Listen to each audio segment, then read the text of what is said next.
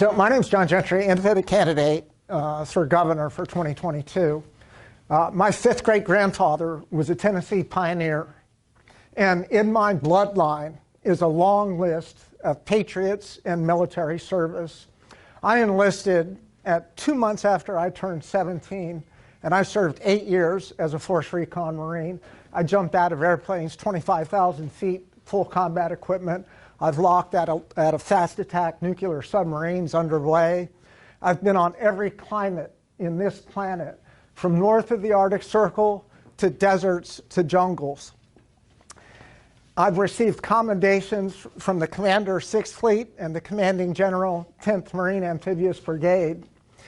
And that dedication and excellence in my service in the military, I offer that same level of service to you as your next governor. I completed my bachelor's degree from the University of Maryland in 2.5 years, about half the time that it takes most students. And I graduated cum laude in the top 10% of my class. As a businessman for more than 20 years, I've created patent-pending products with international distribution. And I've worked in senior management positions in a diverse range of industries: healthcare, retail, publications, service, payment processing. And there is few, if any, that have such a diverse range of business experience. And I offer that experience to you as your next governor. Most importantly, what I have to offer is restoring our proper form of government and restoring constitutionally protected rights that have been forgotten and oppressed for so long. Citizens no longer know what those rights are. We all have dissatisfaction with government at some level. Many of us recognize the rampant corruption that goes on and the pretended garbage legislation that goes through our legislative houses. And so what my primary purpose of my work is to restore the voice and the power of the people that's inherent in us. The first step of that is understanding what is our form of government, and we are a republic.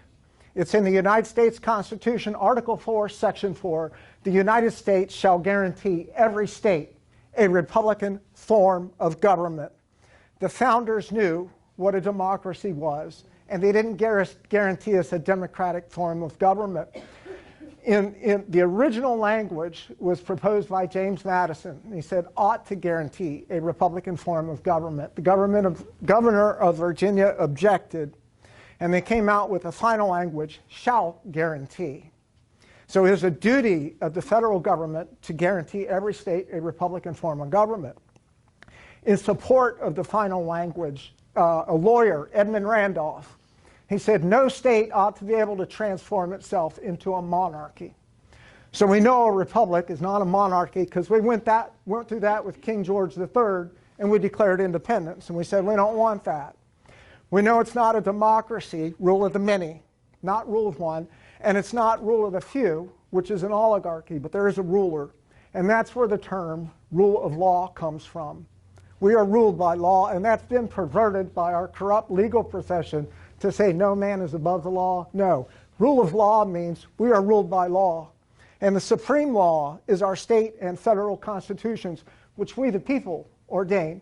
And so in effect, we are our own rulers through our state and federal constitutions. When we look at Black's Law Dictionary, this is the Black's Law Dictionary definition of republic. That form of government in which the administration of affairs is open to all the citizens. It's open to all of us to administer the affairs of our government. Black's Law 10th edition, they changed it. Now I can't imagine why the legal scholars at Black's Law Dictionary would change the definition of republic. And it says, a system of government in which the people hold sovereign power and elect representatives who exercise that power. A republic is where the administration of affairs is open to all citizens in the 1979 5th edition. In the 10th edition, that power is transferred to an oligarchy of political elites, is what they did. They transferred power by definition to an oligarchy. They've become our rulers, and that is not our form of government. We have, and the Tennessee Constitution, and this is disturbing to me, and Cassidy, I would charge you with teaching our young people the Tennessee Constitution. In 1821, Thomas Jefferson said, the Tennessee Constitution is the least imperfect and it's the most Republican. And I've read many constitutions, and ours is the best. And that's why Tennessee is going to be ground zero for restoring this republic, because we have the least imperfect and the most Republican of all constitutions. Article 1, Section 1 says that power is inherent in the people and that government is instituted for our peace, happiness, and well-being. So power is inherent in us, and the definition of a republic, citizens have a right to administer our own affairs. In Article 1, Section 23, it says that we have a right to assemble and we have a right to instruct our representatives. So knowing that we, as a Republican form of government, we could administer affairs, we know under the state constitution we can instruct our representatives, and that power is inherent in us. How do we exercise that power? How do we instruct our representatives?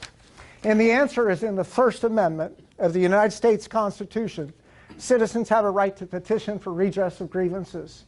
And in Article 1, Section 23 of the Tennessee Constitution, citizens have a right to apply to those invested with the powers of government.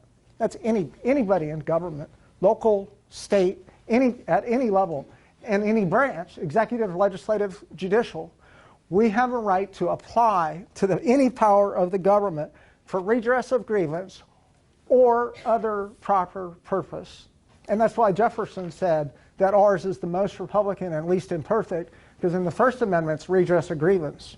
And a grievance is discrimination or oppression, but we can do it for proper purpose here in Tennessee because our founders laid down the supreme law for us, and it is a constitutional right to do it. And now this is I'll get into this a little bit later. This PDF version is incorrect, and it says by address of remonstrance. The actual 1870 Tennessee Constitution says by address or remonstrance, which means we have a constitutional right to orally address government. Sit down, I got something to say. I have some complaints, or I think we can do things better. Or we can do it by remonstrance, which is a formal written protest. This is my petition of remonstrance. Learning later, I should have titled it Memorial and Remonstrance. This is the first remonstrance received in both houses of the Tennessee General Assembly since the year 1850. It's been 170 years since a citizen has done this. And I'm going to play you, this is an announcement. I didn't realize we had this up here, or I would have played it up there. Hopefully you guys can hear this. Or refer to the appropriate standing committee. Without objection, so ordered. Next order, Mr. Clerk. Petitions and memorials. Mr. Clerk. Mr. Speaker, pursuant to Rule 15, we have a brief statement regarding a petition of remonstrance statement filed by Representative Halsey. It reads, I'm approaching the Tennessee House Chief Clerk on behalf of Mr. John Gentry with this petition and statement. Involves a petition of grievances. 1, unconstitutional and void statutes. 2, failure to address grievances. 3, judicial reform. 4, reinstitution of constitutionally guaranteed rights. Signed, Bud Halsey, Tennessee State Representative. So what they were supposed to do, this is the rules of order for the Tennessee House of Representatives. Rule 15 in the House and Rule 22 in the Senate. Rule 15 says, before any petition or memorial addressed to the House shall be received and read at the table, a brief statement of the contents shall be read at the table, or shall be submitted to the clerk. So before a petition or memorial is read at the table, a brief statement is filed with the clerk. What they did is they read the brief statement. They did not read my remonstrance. It's 72 pages. It'll take them an hour to do it because I got a lot of grievances in here. Or I offered them, give me a half hour. You know, I demanded oral argument because I had a false version of the Tennessee Constitution that deceived me. Remember, it says by address of. No, it's by address or. I get to choose to address them or do a written remonstrance to them. I was deceived, but I put oral argument. I demanded oral argument. So I had to go. I approached them many times and said, you know, I went to 50, 70 members of the House and Senate. I took weeks off from work to go down there and talk to them, saying, we need to restore this right. This is how people administer the affairs of government. In 1876, United States v. Cruikshank, it is fundamental to a government, Republican in form, for citizens to have a right to petition for redress of grievance. It is fundamental to our form of government, the right of petition. This garbage we see with people out in the streets protesting, it's a waste of time.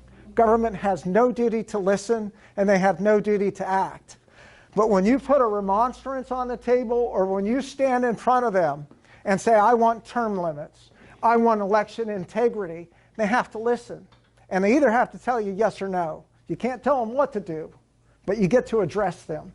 And so this is my work, is to restore this right, to educate citizens that we need. When I took that case, so I filed a writ of mandamus in Chancery Court, and I said, they're oppressing my right. I have a right to address them, and they have a duty to hear and decide. I said, I don't, you know, the Constitution says I have a right, you know, to petition by address of remonstrance, and the Deputy Attorney General said, well, the Constitution actually says by address or remonstrance. And I'm like, well, that's just great. Now I know I've been deceived by my government with a false version of the Tennessee Constitution to not know I have a right to orally address government. And I said, I want to see the originals. I want to see the 1834 and the 1870 Constitutions. I want to see them with my own eyes. So I went down to the Tennessee archives. It went all the way up to the Secretary of State, and they said, let Gentry see them. And it was the most honorable experience of my entire life. Most moving experience to actually sit down and look at the handwritten script. This is, I just printed this on my home computer, but this is the Tennessee Constitution, 1870. It's pretty, it's beautiful. I mean, the actual document is beautiful. The artwork on it, the script, but the words inside are the most least imperfect and the most Republican of all state constitutions. So I took these guys through Chancery Court, and the proceedings in Chancery Court were absolutely corrupt. The Deputy Attorney General was who I was fighting in court, and she filed my 72-page remonstrance. She literally changed my words and submitted false evidence to the court. And she took 13 pages of my 72 and said, here's a copy of the full petition. She lied to that chancellor, and she thought she'd get away with it because the rules of procedure in the courts in Davidson County are extremely corrupt and very difficult to adhere to. But like I said, I'm as good as any attorney out there, and I know the rules. And so I was able to take this thing through. This is the opinion, and you guys, I brought 10 copies. Anybody can email me if you want more, but pass them down if you want. This is the opinion from the Tennessee Court of Appeals. And if you look at the last page on this document, the Tennessee Court of Appeals, they said, we, however, encourage the General Assembly to make the correction. So, you know, one of the things I was suing them for is you need to fix the Constitution. You know, if you've got it, they call it a typographical error. They said it happened in 1972, by address or changed to by address of remonstrance. That one letter change from or to of, it strips us of a right to address government. It literally strips you of your most powerful constitutional right. So, you know, we all, like you guys all stand up for 2A, right? Right to bear arms. We would be, if they said, no, we're going to take you. Let me tell you, when they oppress the right of petition, it is far worse than oppressing the right to bear arms. It is far worse because it is our voice and power in government, the right of petition. Remember I told you I was a 4th Recon Marine for 8 years, right? I'm a warrior. I know how to fight. I know how to fight very well. And if I would have geared up and gone down there with an AR-15 and said, I want reform that I put in here, I probably wouldn't have got very far and I'd have been labeled a crazy person. But instead, I did it lawfully and I did it peacefully, and I said, I demand reform of our corrupt judiciary. And as a result of my remonstrance, they vacated the entire Tennessee Board of Judicial Conduct. About 8 or 10 judges, corrupt, all of them, were removed from office. As a single citizen, I accomplished that. Imagine if 98% of this people said, we want term limits, we are sick and tired of career politicians working for themselves and not the people. Amen. This right exists in the First Amendment as well. We have a grievance. We're sick of corrupt career politicians, and we want term limits. They put term limits on the president. I mean, it was just, in the beginning years, it was just because George Washington stepped down after 2. They all served 2 and stepped down. But then they added a constitutional amendment, 25th Amendment, and I said 2 terms. Well, if we, the people, got together, 98% of us, however many billion people that is in the United States, and we dropped out a memorial and remonstrance in the United States House of Representatives and said, we want term limits, and they said no, they would represent that they no longer, or they would evidence that they no longer represent the will of the people and that they represent themselves. And I'm pretty sure there would be a lot of discontent on this.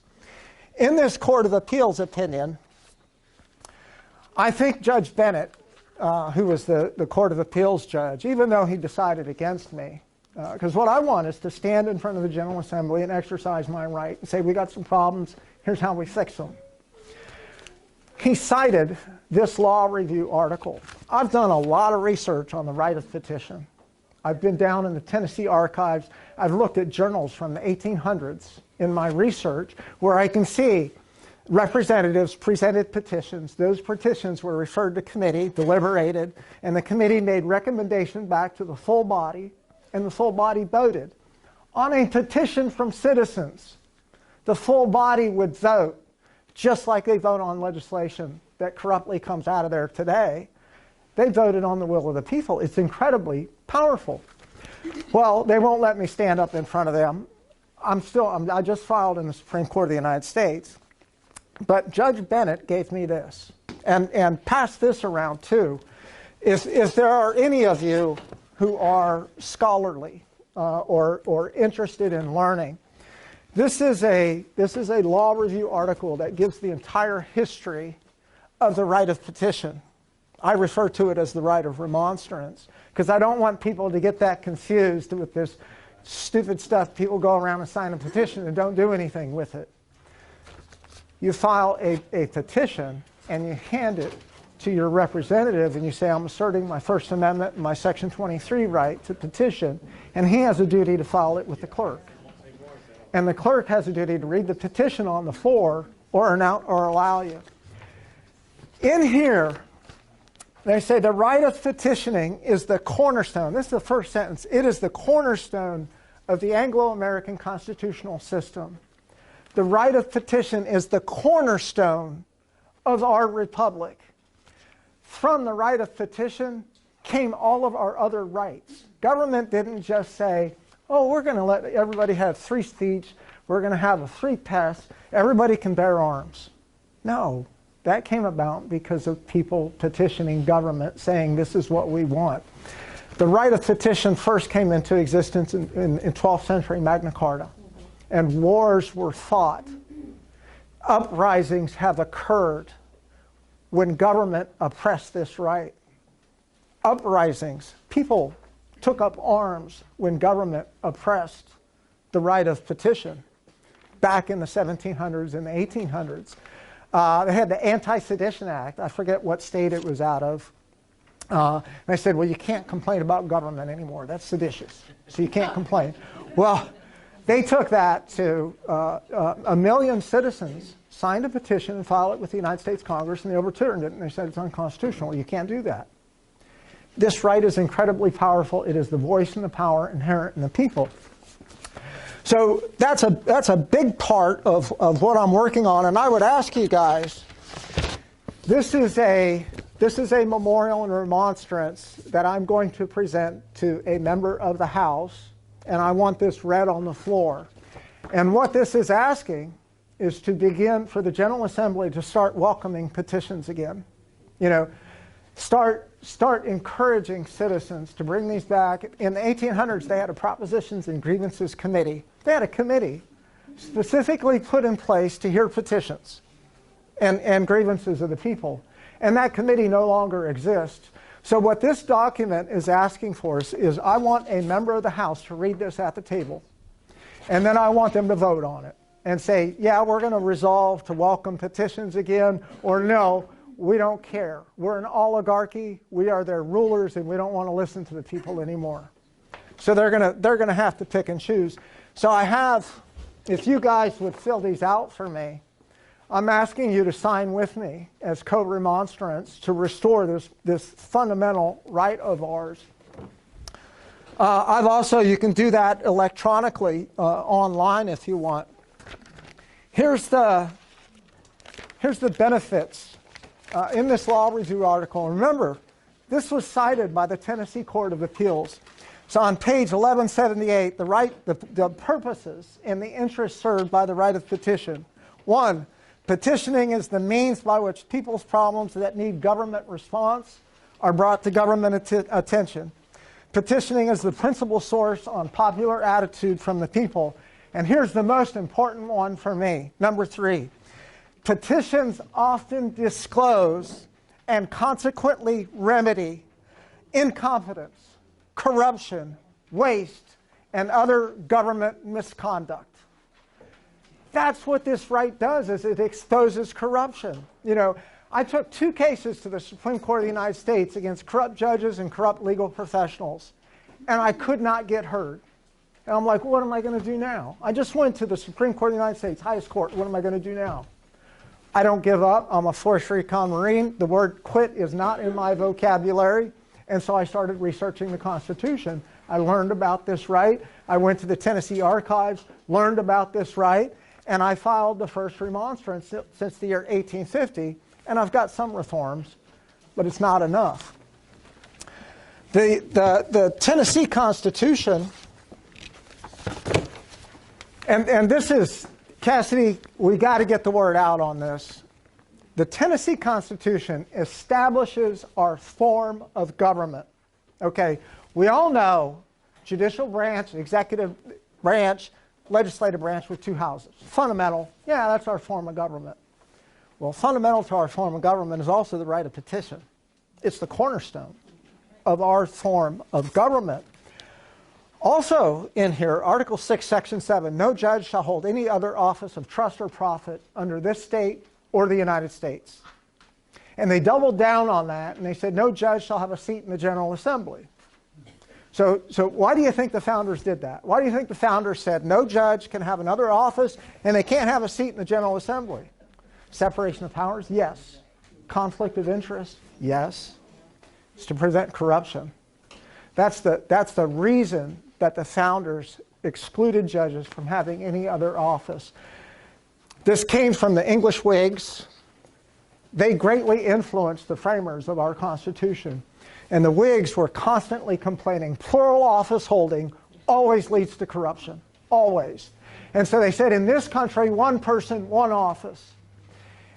And in our Constitution, the most least imperfect, the most Republican, we said no judge shall hold any other office of trust or profit. And we said they definitely can't have a seat in the General Assembly. We have an unlawful alteration of our form of government. Remember, I told you I got the whole Board of Judicial Conduct vacated when I remonstrated. Well, they reinstituted that, and they included 6 citizens. Good. They're appointed. They're lackeys. They're not going to do anything, I don't think. The proper way to complain about a corrupt judge is by exercising your right of remonstrance, going to your representative and saying impeach this guy or remove them from office under Article 6. That's how you complain, not to the same branch of government with judges. So the Tennessee Board of Judicial Conduct was reconstituted in April 19 as a result of my work. They put 6 more judges back in a second prohibited office.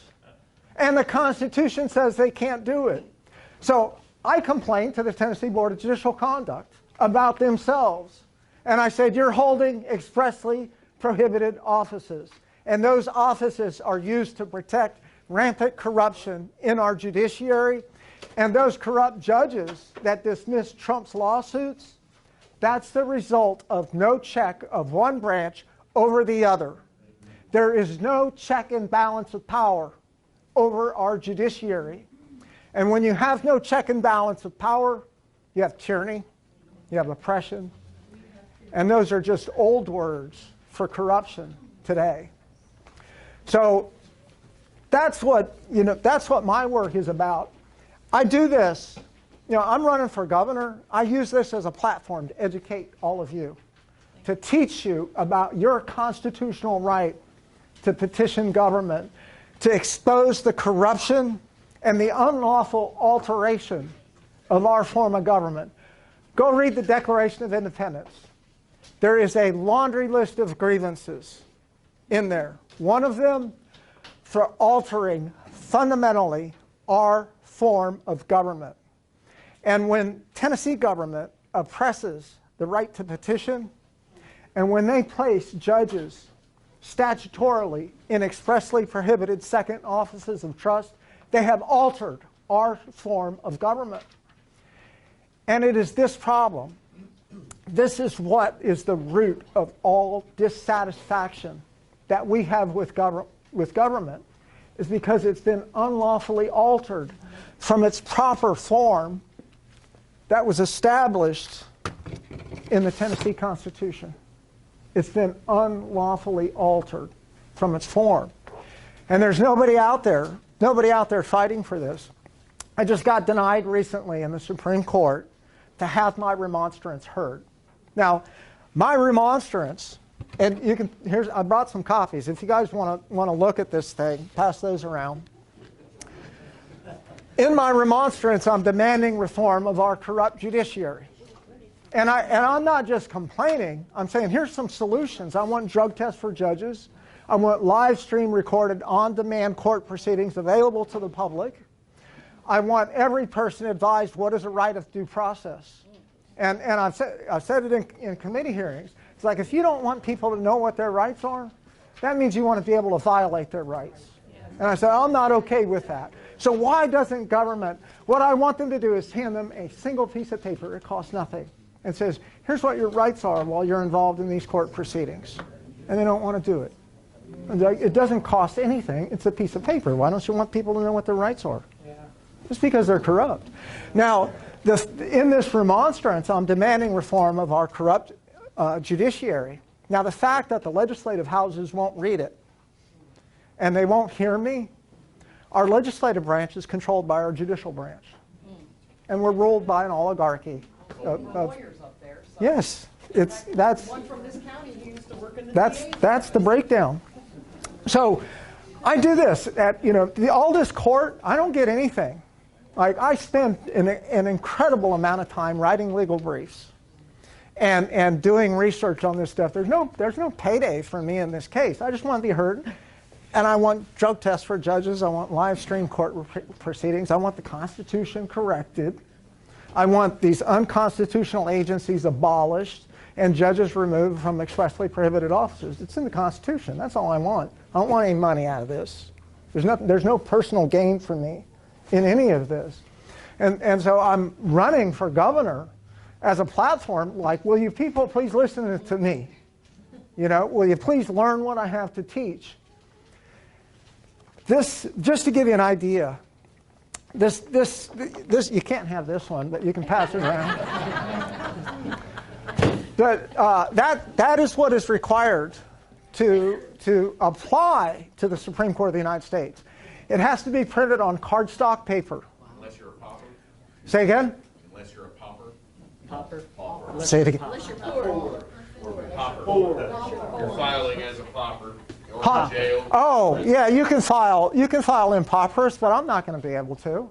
They're not going to allow me. They say you make too much money, you're going to have to jump through our hoops and do this. So you have to file 40 copies of that. And it has to be printed on cardstock paper. I had to buy a commercial printer that will print double-sided on cardstock paper. I make these myself to save money. I go out to bid, it's like $5,000 for that one book, 40 copies. I'm not going to waste money on that. So I do it myself, but the paper alone cost me $500. It took me 10 hours to print those stupid things. And then it took me another 14 hours to cut them to size. I had to cut all that down with a paper cutter at home. I had a stack of paper, like this big, where I cut all this up. It's ridiculous. And the reason our Supreme Court does that is to deny access. I mean, there's no reason. I asked them, like, the last two cases, I was like, I'd like to give some copies to friends, colleagues, other patriots. Can I have them back? And they said, no. I said, what are you going to do with them? And we're just going to recycle, throw them in the trash. And they wouldn't even, I'm like, I'll pay for postage. No, you can't have them. So they just throw them in the trash, and they have electronic filing now. But in order to be heard, not even heard, just to apply to them, will you please hear my case? You have to go through tremendous expense and tremendous burden to do that. And that's why I'm fighting for the people, is because, I look at this stuff, I'm a common sense guy, I'm like, this is ridiculous. This is corruption, it's a perversion of our legal system. So the United States Constitution, we the people, in order to form a more perfect union, establish justice. That is the purpose of our Constitution, is to establish justice, and to preserve a perfect union, ensure domestic tranquility and all that, but establish justice. And so what is justice? What's the definition of justice? Justice is the fair treatment of people. So in order to have justice, you have to have a voice. You have to be able to raise your hand and say, I've suffered injustice. Or, we need to preserve the well-being of the people, putting in term limits or something like that, or election integrity. You also can't have justice if you don't have fair courts. And you can't have fair courts if you don't have judicial accountability. So what I'm fighting for, and what my work is about, is restoring justice. And the founders, having suffered the tyranny of the crown, they knew what corruption was. They called it tyranny and oppression. They knew what corruption was, and they very well protected us from us in our Constitution. In the form of government, they're like, what are we going to do to stop this from happening again? Well, we're going to prohibit judges from holding second offices. Citizens are going to have a right in the First Amendment to petition for redress of grievance. We're going to have all of these separation of powers and checks and balances. And that is the breakdown of this republic, is that we don't have any check of judicial power, and we have lost our voice. These are grounds, literally, these are grounds for taking up arms. And I do not advocate violence under any circumstance, because it'll prove futile anyway. But what I do advocate is all of you need to start spreading the word about the work that I'm doing. Talking to your fellow citizens, we need to understand what this right is and how to exercise it. So we all have complaints about government in here. Get together and find more people that have the same complaint, and write up a remonstrance and say, I want to be heard in the General Assembly. Find somebody among you who can articulate and express the feelings of the group or the purpose of that group, and start participating in government. It is fundamental to our form of government that we have a voice in our government. A republic that we live in is where the administration of affairs is open to all of us, and not an oligarchy. Well, how am I on time? You got about 6 minutes. 6 minutes left? We'll do question and answer. So I hope, I hope you'll take a look at my larger work. I spent a lot of time testifying down the General Assembly. I take time off from my day job, and I go down there. So what are we going to do as a people, to again re-engage in the administration of our affairs? How are we going to do that? Everybody just thinks, well, my civic duty is voting. That's not all there is to civic duty. The first thing you need to do is you need to read and understand what your form of government is in your state constitutions. And I can tell you, this Constitution is better than any Constitution out there. I'll give you an example. The First Amendment just says we have freedom of speech. That's all it says. In the United States Constitution, we have freedom of speech. Let me tell you what the Tennessee founders wrote. The printing press shall be free to every person to examine the proceedings of the legislature or of any branch or officer of government. Every one of us can examine the proceedings of any branch or officer of government. We have a constitutional right that's protected. The free communication of thoughts and opinions is one of the invaluable rights of man, and every citizen may freely speak, write, and print on any subject, being responsible for abuse of that liberty. But in the prosecutions for the publication of papers investigating the official conduct of officers or men in public capacity, the truth thereof may be given in evidence, and in all indictments for libel, the jury shall have a right to determine the law and the facts. That's way better than you have a right of free speech. That's way better. You have a right to examine the proceedings. You have a right to freely communicate your thoughts and opinions. And when you're looking at men in public capacity, you can give the truth. And if that person sues you for libel, then the jury determines the law and the facts. The law and the facts. That's powerful. The founders protected us. So that's the first thing that I charge citizens with in your civic duty. Learn what your form of government is. And it's been unlawfully altered, by the way, and we should all be really upset about that. We should all be taking action, calling our representatives, saying, get those judges out of those prohibited offices. Fix the Constitution because it's wrong, and they know it's wrong. And the Court of Appeals, in that opinion, has admitted that it's wrong, but they only encourage. Teach this to your children. You have to teach this to your grandkids. So learn it yourself. Teach it. This is very plain language. I mean, I've read like the New England constitutions written by attorneys. They're complicated. Ours is not. It's very, very plain language in here. We all have some area of interest, education, healthcare, whatever. We need to start looking at the garbage legislation that they're putting through in the General Assembly and going down there and talking about it, not letting them talk for us. And when you read these bills that are presented in the Tennessee General Assembly, they have to call a caption. And they say, here's what this bill is about. That's not what the bills are very often about. And that's what our founders aggrieved in the Declaration of Independence, for giving his assent to their acts of pretended legislation. Pretended legislation looks good, but it's actually for corrupt purpose when you read it. So, we need to, as citizens, learn our Constitution, teach our Constitution, instruct our representatives to adhere what's in the Constitution. And we need to start engaging government through petitions, as well as going in and talking for and against proposed legislation down there. We have every right to do it just as much as those members of the houses. And that's what I'm fighting for, is to restore the voice and the power that's inherent in us and the proper way to exercise it. One last example. President Trump called on his supporters to go to Washington and protest the election, right? And a lot of them went. What if President Trump had instead said, I want everybody to electronically sign this memorial and remonstrance? And he got 80 million signatures, and he handed it to a member of the House who filed it with the clerk.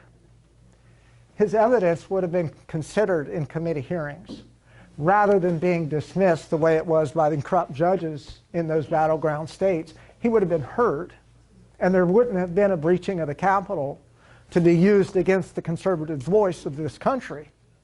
Instead, we would have had a question answered. Was there enough fraud to affect the election? And what are we going to do about it to prevent it from happening again? But Trump didn't know about this right. And he didn't exercise, and it's the breakdown of our republic. It literally fixes all dissatisfaction if we can go petition for redress of grievance. We can all pray to God, right? We all pray to God and we ask him, we petition him to help us, to forgive us for our sins. When our legislators refuse to hear petitions, they set themselves above God. They set themselves above kings. And that's not our form of government. That's not what the founders laid down for us. They gave us, it's a God-given right. You know, this isn't a right that's given to us by the Constitution. It's a God-given natural right to petition.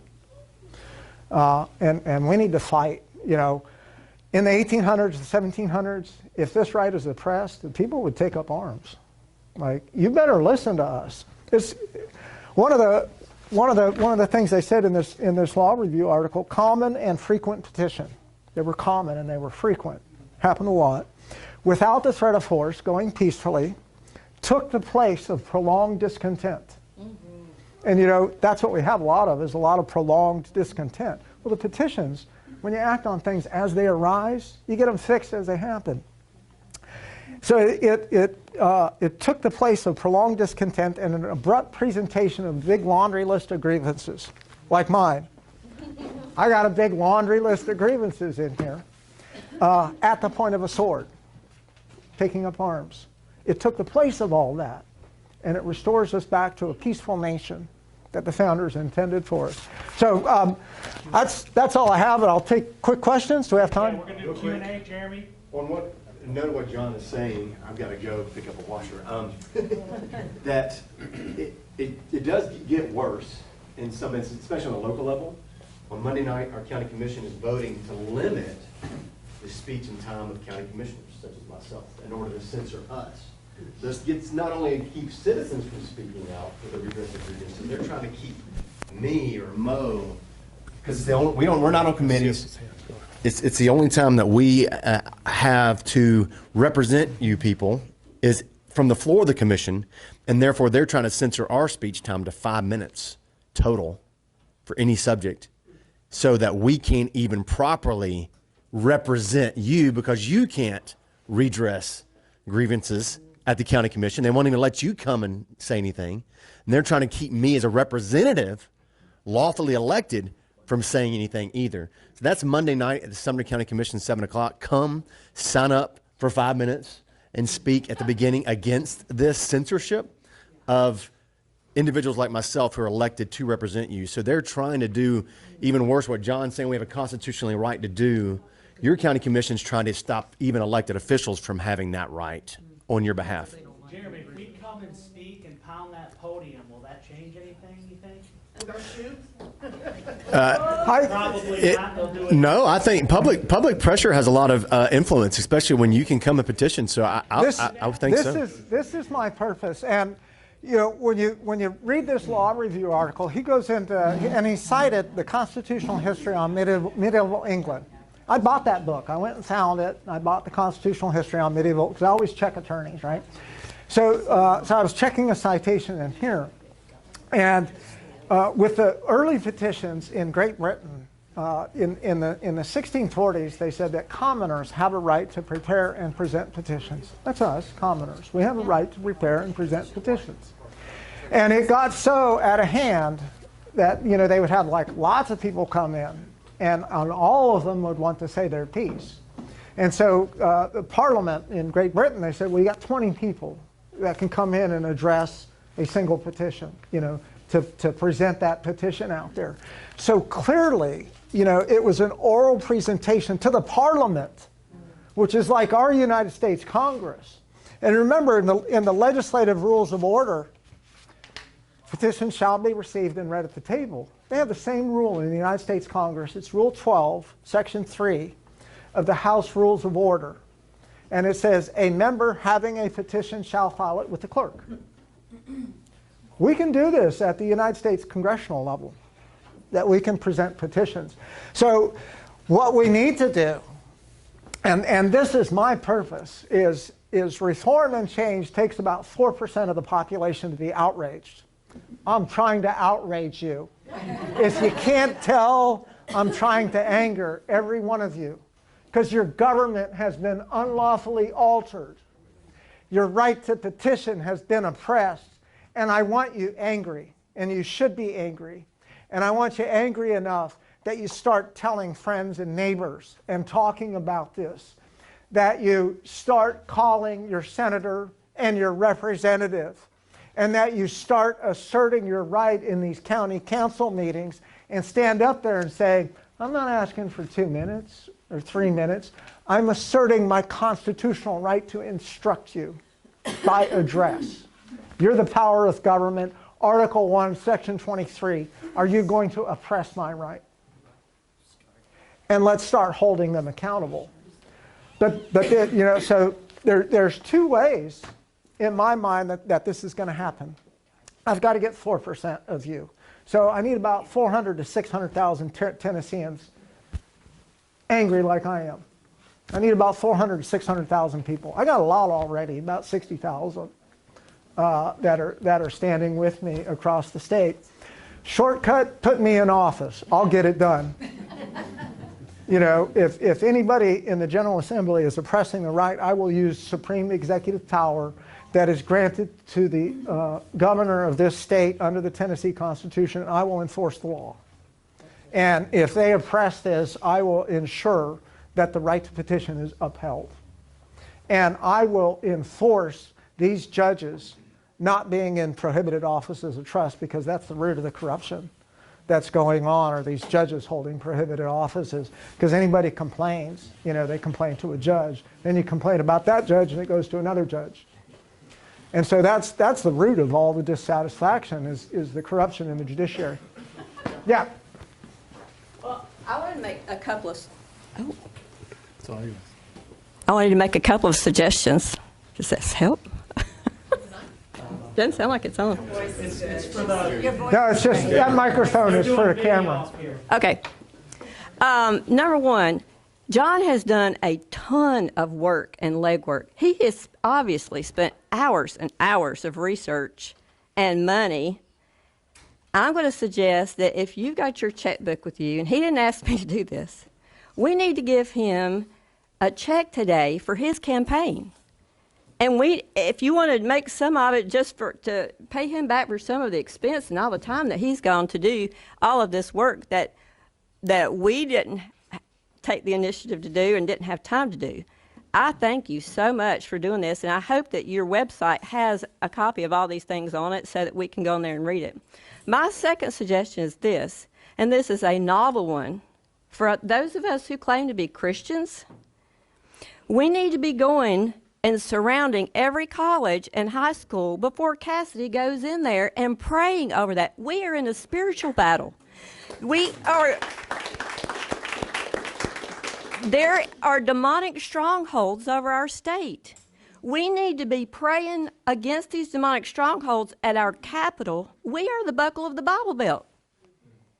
We need to be surrounding every school that she goes to and praying that God goes before her and makes a way to get inroads into those schools.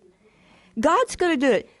We've tried in America everything except God. We've tried, everybody says, well, next election, we're going to vote them out because we don't like them. We've got grievances against our government, and we keep trying to go the way that we think we should, but nothing is working. Why don't we try the novel idea of praying, and especially going to schools like that? Do like they did around the walls of Jericho. Go march around them. Pray over them. And pray that God makes a way. And the same thing for him and any politician. But we have to take our country back, and it's going to start with prayer. This is all great and everything, but prayer and trusting God to go before us and to break these demonic strongholds over our state and our nation, that's what's going to bring about a change. But he is God's word. You got to be a doer, and he's a doer, for sure. And he's doing God's work. This is very good what you're doing. Maybe I missed it, but you said you're taking days off out of your day job to do that. What's your day job?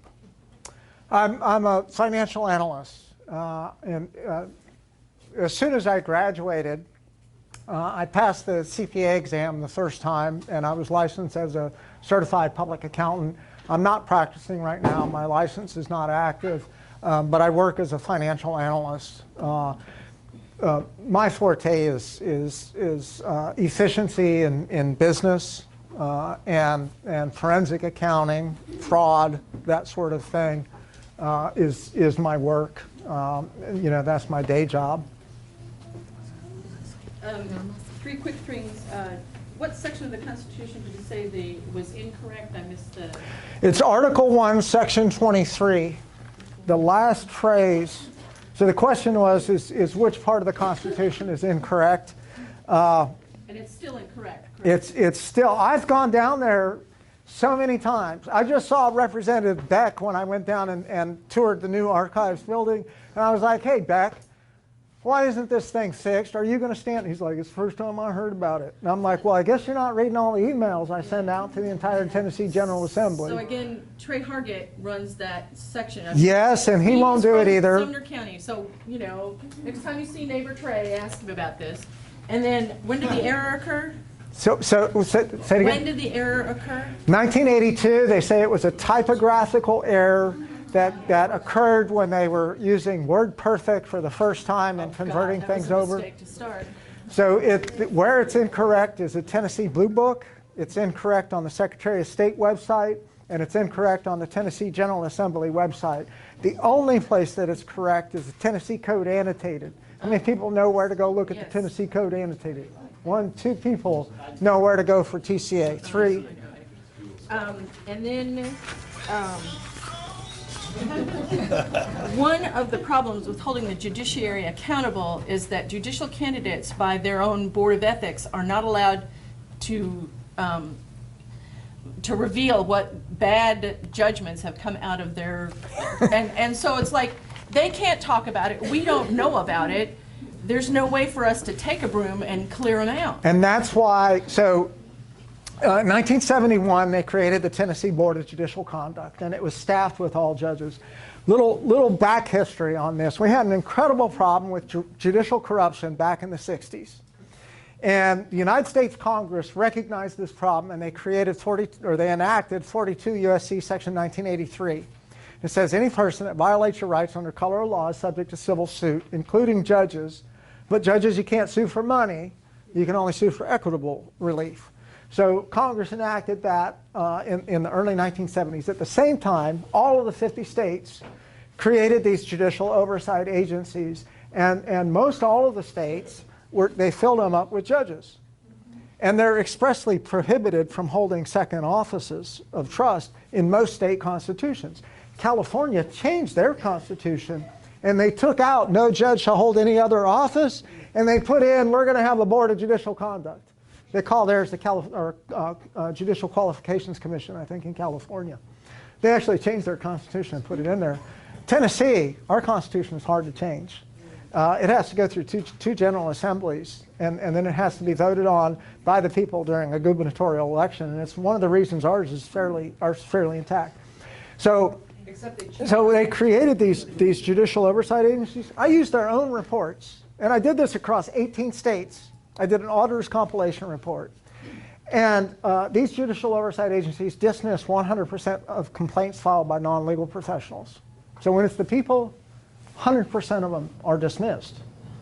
And I was testifying down here in the Tennessee General Assembly. The chair, Judge Gay, he's a Sumner County judge. He said, well, they asked him, well, what do we do if the judge is he actually caught in corruption? What do you guys do about it? And Judge Gay said, well, they usually just resign. There's nothing we can do about it then. They just resign. And so I got up and I was like, Judge Gay just admitted that they're impotent. Abolish this agency. So at other hearings, I was complaining about the rules for the Tennessee Board of Judicial Conduct. And the rules say complaints against judges are confidential. Why? Because my Constitution says that I have a right to examine the proceedings of any officer or any branch of government. So why are these? It's to preserve false public trust of our corrupt judiciary under repugnant rules of an agency that is an unlawful alteration of our form of government. And so that's why, and so, you know, if you've got any elected official or state official, police officer, legislator, you know, you try to find justice in a court, judges are always dismissing those cases. That's why we have tyranny and oppression, is because we have corrupt judges, and they get away with it. Now, in the legislative houses, they have live stream recorded court proceedings, just like I want in the courtrooms, right? Well, imagine if we go in and do a remonstrance, it's read at the table. I'm like, I got a list in my remonstrance here of about 10 judges we can look at. We can look at these 10 judges. Let's start with them. And so that petition is going to get read. They could read my proposed articles of impeachment, and you know, read the petition, refer it to committee, where you know you would walk in there and say, well, here's what he did. And they got lots of little tricky stuff judges do to deny due process and decide the outcome on however they want, and not according to facts or law. They got a lot of little tricky things that they do. But if we had a chance to go in there and do it in public hearing, and then the committee just said, we don't care, they'd look like fools. And they'd be voted out of office pretty quickly, I think, if they denied justice like that. Publicity is the crucial prophylactic aspect of justice. Yes. Public viewing in the open courts. And so you're right, these proceedings in the Board of Judicial Conduct are corrupt because they're star chamber in the dark proceedings. Well, my concern is viable candidates for judicial offices are not allowed to say, I disagree with Judge Joe's ruling in this case, because clearly, and even though you haven't heard all of the evidence, this is a problem. And so when they can't talk about that, when they can't critique They can talk about it because the Constitution says... I know, but the ethics board will... And that's the problem. And you know, one of the best things President Trump did was the 1776 Advisory Commission. Mm-hmm. And the final report for that, he's talking about, you know, what can we do? You know, how are we going to fix this? And I've been saying it for a long time. I have great respect for President Trump. But I told the people from the beginning, there's no knight in shining armor to come save us. If we want to get saved, we're going to have to save ourselves. And Trump, you know, a lot of people thought he was our knight in shining armor, but everything that he did, pretty much already undone. And so in the 1776 Commission, the final report, it said it is the people, and it is only the people that have the power to preserve the American way of life. And that's what I'm trying to do with my work, is to restore your power so that you have a voice in government, so that we can preserve the American way of life. So, you know, it isn't going to happen from any of these guys we elect. It's going to happen from us, overseeing government and participating in government. Yep. So, John, you're talking about publicity, getting judges recognized and out there and things like this. Well, you and I are very familiar with certain cases and information that we have gone through together over the phone, over spending many hours. My first hearing with a 19th Judicial District judge was denied me access because I pointed out corruption of his court officers. And coming back over a month later, having a motion to dismiss on a Rule 54, asking them for appropriate reliefs. He just up and recused himself, failed this canonical duty of 2.15, and recused himself from being seen on the case. Appointed, and I just found this out, appointed his own successor, which is against 2.15 as well, and under Supreme Court Rule 11, as we both know. This individual not only recused himself 2 days after I announced making him completely famous on TikTok, and he was viewed over 250,000 times. Publicity. The real answer to this, I mean, that publicity, and we are. My real question, John, was how do you get them to follow the law if they're not going to do it in the first place? Right, and that's the question. Man, let me tell you, people, There is incredible corruption in our judiciary. Yes. Family courts destroys families economically and emotionally. They are absolutely destroyed, both parties. Children are alienated from their parents. Juvenile courts, children are wrongfully taken. And there was a case out of Knoxville. Foster parents had like 4 kids, buried one in the backyard. They were starving these kids. Buried a second one in another backyard. And the whole time they're collecting foster care money from the state government.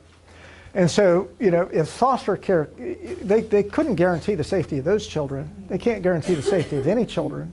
And children need to stay with their parents unless there's, clear evidence of physical, sexual abuse or intentional deprivation of food, clothing, and shelter. They need to stay with their parents. But these corrupt courts, and it's all for the purpose of creating attorney fee revenue. Because these parents, they'll pay anything to save their children, keep their children. So this is an incredible problem. And to answer Anthony's question back there, how are we going to fix this? The only way we're going to fix this and restore justice to our courts is to restore the right of petition and to restore judicial accountability. And those two things have to happen hand in hand. Everything else, whatever we try to do in this country, it will prove futile. I don't care what you're doing, because if you don't have a fair judge to go enforce a law in front of, it doesn't matter what the law is. And like he said, they don't care about what the law is.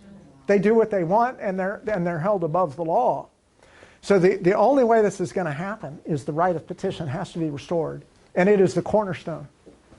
First, I wanted to echo what this lovely lady said back here. I have a million questions for you, but I think the biggest thing is just to say thank you for what you're doing. I mean, that's a selfless act.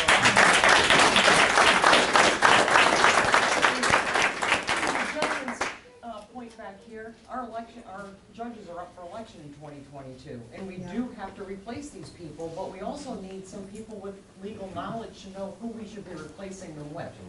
And to your point earlier about the Constitution and the judges in this state, we were hoodwinked a couple of years ago when the governor was appointing judges. They were following a process that was not consistent with the Constitution, and they made an amendment without showing us what the amendment actually looked like on the ballot to show you the before and after. Yeah. And now the judges are appointed throughout the state by the governor, and only when we say we want them replaced do they. So every time you get a ballot, even if you don't know, I recommend you saying replace versus retain, so that they have to go through an effort, because yeah, the only answer to these problems is restoring the right of petition, and we all have to get on board with that and start educating our fellow citizens and showing our outrage, at the oppression of this right, because it literally fixes everything. I appreciate the thanks for my work. I swore an oath as a Marine to defend the Constitution against enemies, foreign and domestic. It's an oath I made. It didn't go away with my service. And so, when I was involved with corruption, and I just and then I learned more about it, and I was like, I have to do something. I know how. I'm smart. I can learn. And so I learned the law as well as any attorney. Statutory constitutional law I know far better than any attorney.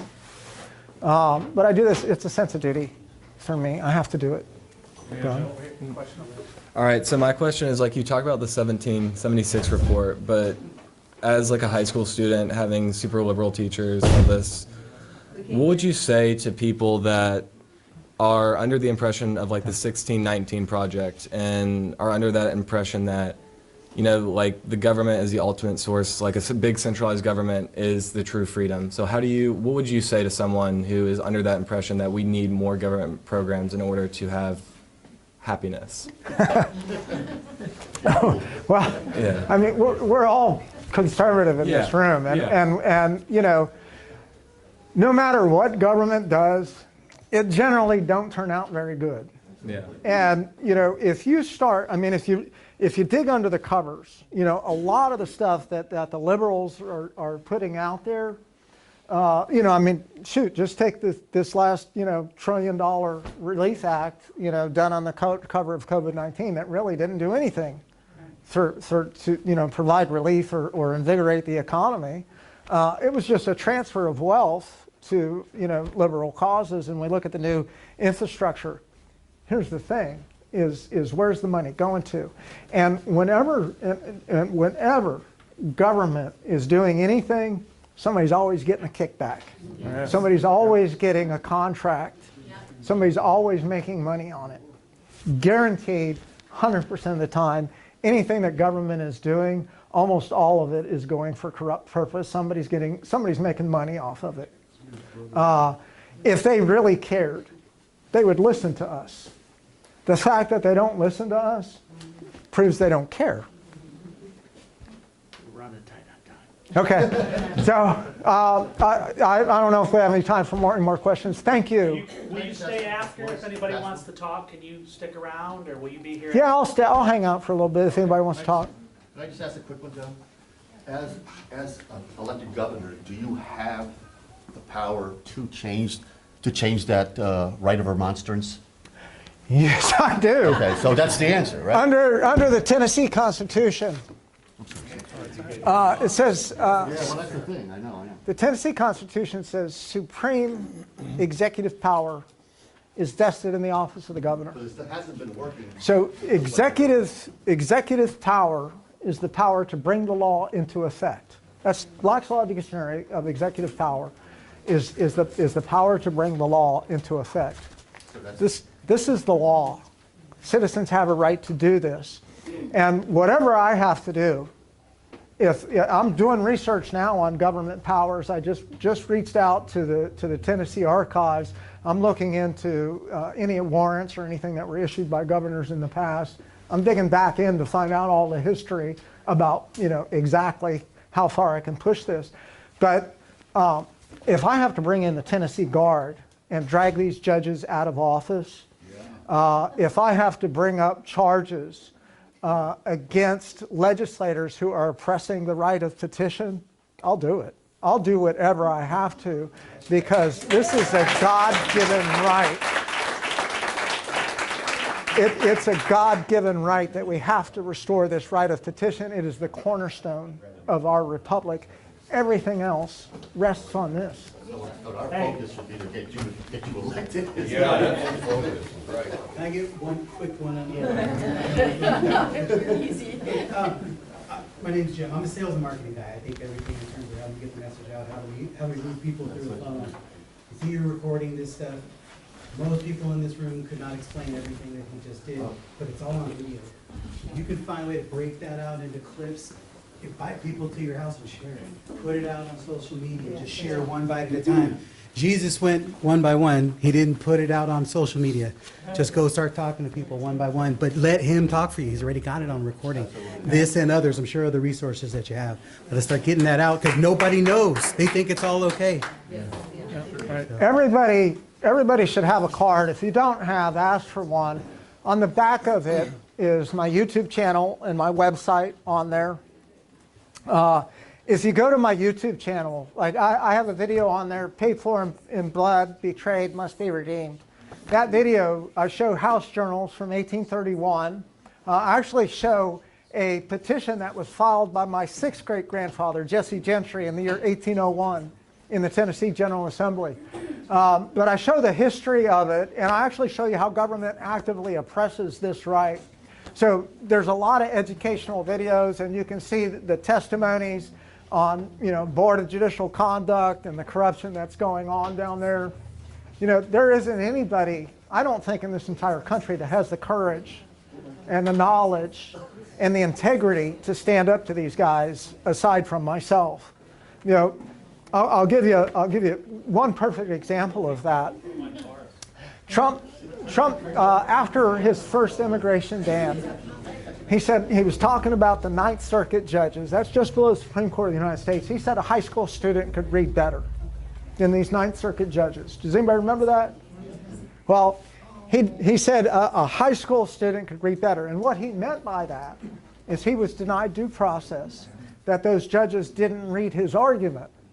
That's why he's saying, a high school student could read better. That's actually, to deny due process is a federal crime under 18 U.S.C. Section 241, and the Supreme Court of the United States has held that. And it's subject to 10 years, and if it's in conspiracy, it's 10 years in prison and or fine. So what Trump was doing is he's actually alleging a crime against Ninth Circuit judges. I don't know what happened after that, but I know Trump came to Nashville after the second immigration ban was shot down by the Hawaii judge.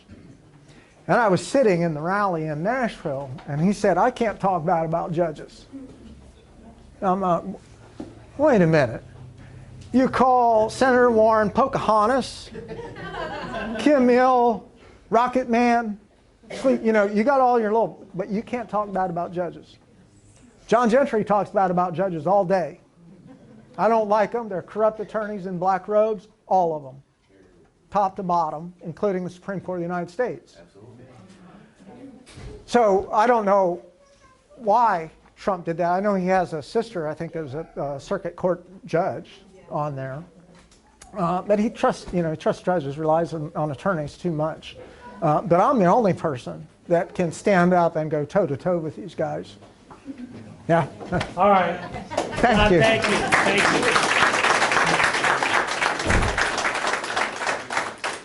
you. We're a little bit behind.